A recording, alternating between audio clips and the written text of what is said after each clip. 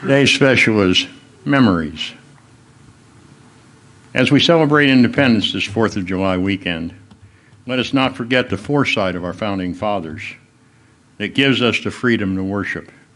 And as it says in the Pledge of Allegiance, one nation under God. How many of us remember the 4th of July parades that we used to have in all of our small towns that was led by the American Legion, veterans of foreign wars, often in uniform, carrying their rifles? The memories of times past, we need to remember.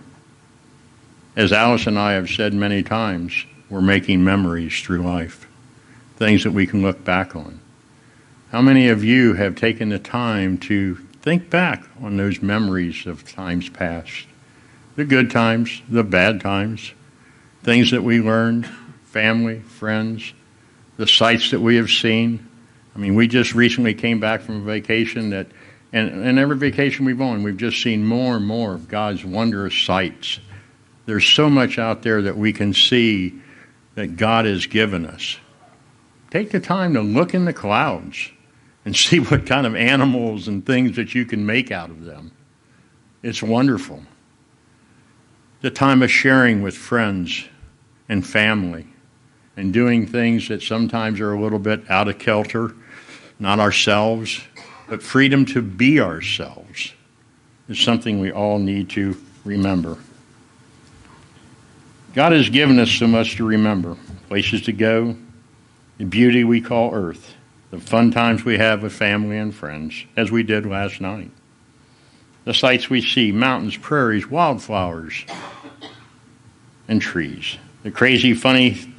Sometimes God shows us the observing of his ways, that we care and we love him for all that he has given us. Sometimes we do crazy things that we sometimes wonder, how did we ever do that? How were we ever brave enough to? I have a poem here I'd like to read. It's by Becky Hensley. He walked across the field when he came upon the turnstile, and he almost turned around, because he had already walked for miles. But then he heard a melody that made him carry on. It was the faint and distant echo of an old familiar song. He walked towards the music, and it led him past a sign to a narrow row of houses, starting the number 99. And from that house the scent of childhood dinners filled the air, and he smelled the headway fume that his grandmother used to wear. Our next house on the path was somehow number 34, and it had a stained glass window of a rose within the door. He peered in through the window of the next house on the street, and he saw familiar photographs upon the mantelpiece. He heard some children laughing, so he looked over the fence, and he saw a young boy playing in the garden with his friends. They were splashing in a wading pool and playing with a ball. They were practicing their cartwheels and their handstands at the wall. And something like nostalgia made him stand there for a while, till he tore himself away and turned and headed for the turnstile.